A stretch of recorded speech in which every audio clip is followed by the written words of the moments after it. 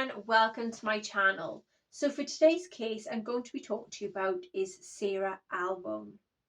So Sarah Albone was missing on February the 21st, 2022. It was later found that she had been in a garden in Winston Street, deceased. Sarah's partner Matthew Waddle, aged 35, had killed Sarah. He hid her body in a suitcase which he threw in a wheelie bin. He had been found guilty of her murder. He taped up the bin where Sarah's remains had been placed, while he told Sarah's family and friends that she was being treated in a hospital. Sarah, aged 38, had multiple sclerosis, which people call MS. She had been killed in a frenzied, horrific attack at her home at Winston Crescent in Biggleswade in Bedfordshire. The suitcase was finally found on 25th of February, 3 months after the mother of three had last been seen. In the meantime, Waddell sent text messages from her mobile phone, used her bank cards, and sold her belongings to, quote, throw the family and friends and the police off the scent. Waddell denied murdering the mother of three, but he had been convicted by the jury. Prosecutor Martin Mulgrew said officers found the purple suitcase wrapped in an industrial cling film that was under the remains of a carpet in this bin. She was found in her pajamas in the fetal position. In the witness box, Waddell, who was 5'10", said he had snapped after suffering from, quote, years of abuse. And this was from Sarah. He had told the jury, quote, it was like a curtain just came down. It is a feeling like you would not believe. You literally go numb, you stop feeling. But then the prosecutors told the court that her family had become very worried for Sarah because of the, quote, toxic nature of her relationship with Waddell.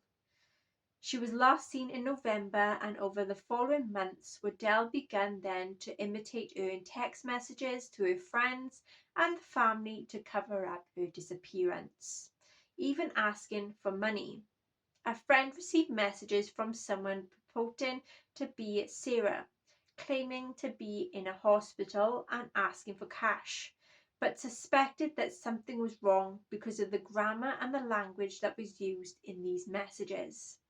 Officers searched the home, finding bloodstains inside the areas where the carpet had been removed, as Waddell tried to cover his own tracks. When cadaver dogs then got brought in, Sarah's body was located. Judge Michael Simon had remanded Waddell into custody for the sentence that was on Thursday. Detective Inspector Ian Moore of Bedfordshire, Cambridgeshire and Hertfordshire Major Crime Unit, who led the investigation, said, quote, this was a horrifically violent and despicable crime which had lost a woman her own life. Quote, Sarah was a very vulnerable woman who made several attempts to leave Waddell, but she continued to manipulate her into a bid to remain a part of her own life. When he felt like he was fully losing control in the relationship, he launched his fatal attack. Quote, his actions did not end after the attack. He went to great lengths to try to cover up what he had done, and he continued to be very coercive and used this coercive behaviour. As he then lied to Sarah's family and friends, quote, my thoughts remain with Sarah's family and her close friends at this time. Detective Chief Superintendent Zara Brown, the force's new male violence against women and girls lead, added, quote, this kind of controlling and violent behaviour is so dangerous and unacceptable and demonstrates how the type of behaviour can actually escalate quite quickly and also rapidly. Quote, we know that people are living with abuse and in fear, and we know it is not always easy to walk away.